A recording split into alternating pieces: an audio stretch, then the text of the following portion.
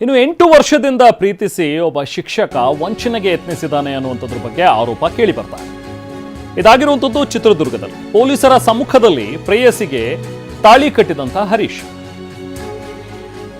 ಭರಮಸಾಗರ ಠಾಣೆಯ ಬಳಿ ಒಂದು ದೇವಸ್ಥಾನದಲ್ಲಿ ಮಾಂಗಲ್ಯ ಧಾರಣೆಯಾಗಿದೆ. ಚಿತ್ರದುರ್ಗದ ಭರಮಸಾಗರ ಪೊಲೀಸರ ಸಮ್ಮುಖದಲ್ಲಿ ವಿವಾಹ ಜರುಗಿದೆ. ಈಸಾಮುದ್ರ ಗೊಲ್ಲಹಟ್ಟಿ ಕಾವ್ಯ ಜೊತೆ ಹರೀಶ್ಗೆ ನಿಶ್ಚಿತಾರ್ಥ ಆಗಿತ್ತು.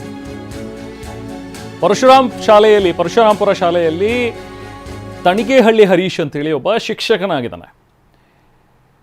ಈತ ಕಾವ್ಯ ಮತ್ತು ಹರೀಶ್ ಇಬ್ಬರು ಕೂಡ ಸಂಬಂಧಿಕರಾಗಿದ್ದಾರೆ. ಪರಸ್ಪರ ಇವರಿಬ್ಬರು ಪ್ರೀತಿಸ್ತಾ ಇದ್ರು. ಆದರೆ ವರದಕ್ಷಿಣೆ ಆಸೆಗೆ ಈತ ಬೇರೆ ಯುವತಿ ಜೊತೆಗೆ ಮದುವೆಗೆ ಸಿದ್ಧತೆಯನ್ನು ಮಾಡ್ಕೊಂಡಿದ್ದಂತೆ. ಹರೀಶ್ ವಿರುದ್ಧ ಭರಮಸಾಗರ ಠಾಣೆಗೆ ಹೋಗಿ ಕಾವ್ಯ ಅನ್ನೋರು ದೂರನ್ನು ಕೊಟ್ಟಿದ್ರು. ನಂತರ ಶಿಕ್ಷಕ ಹರೀಶ್ನನ್ನ ಠಾಣೆಗೆ ಕರೆಸಿ ವಿಚಾರಣೆ ಮಾಡಿ ನಂತರ ಪೊಲೀಸರ ಸಮ್ಮುಖದಲ್ಲೇ ಇಬ್ರಿಗೂ ಕೂಡ ವಿವಾಹ ಮಾಡಿಸಿದ್ದಾರೆ.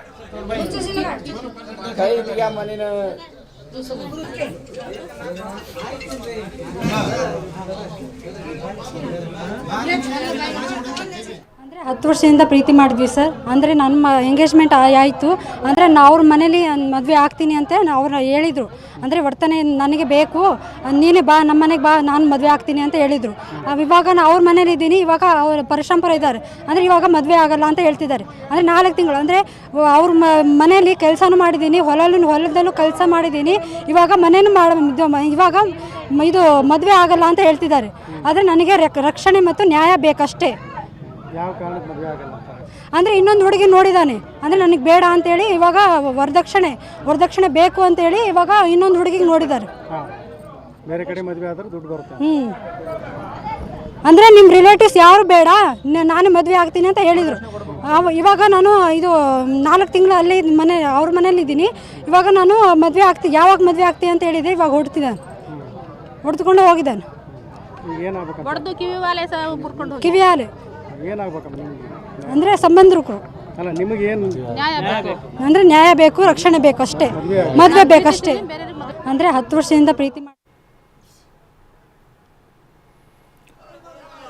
ಹೇಗೆ ಕೊನೆಗೀಗ ಪೊಲೀಸರು ಆತನನ್ನು ಕರ್ಕೊಂಡು ಬಂದರು. ಈತ ಶಿಕ್ಷಕ, ಈತನಿಗೆ ಈಗ ಶಿಕ್ಷೆ ಕೊಡಬೇಕಾದಂಥ ಒಂದು ಪರಿಸ್ಥಿತಿ. ಈಗ ಸದ್ಯಕ್ಕೆ ಈಗ ಕಾವ್ಯ ಅನ್ನೋರು ಮಾತಾಡ್ತಾ ಹೇಳ್ತಾ ಇದ್ರು, 10 ವರ್ಷದಿಂದ ಪರಸ್ಪರ ಪ್ರೀತಿಸ್ತಾ ಇದ್ವಿ, ಕೊನೆಗೆ ವರದಕ್ಷಿಣೆ ಆಸೆ ಜಾಸ್ತಿಯಾಗಿ ಈತ ಬೇರೆಯೊಬ್ಬರನ್ನು ಮದುವೆ ಆಗ್ತೀನಿ ಅಂಥೇಳಿ ಹೋಗಿದ್ದ. ನಂತರ ಈಕೆ ಪೊಲೀಸ್ ಸ್ಟೇಷನ್ಗೆ ಏನು ಕಂಪ್ಲೇಂಟ್ ಕೊಡ್ತಾರೆ, ಪೊಲೀಸರು ಹೋಗಿ ಆತನನ್ನು ಈಗ ಕರ್ಕೊಂಡು ಬಂದು ನಂತರ ಪೊಲೀಸರ ಸಮ್ಮುಖದಲ್ಲೇ ಇಬ್ಬರಿಗೂ ಮದುವೆ ಮಾಡಿಸಿದ್ದಾರೆ.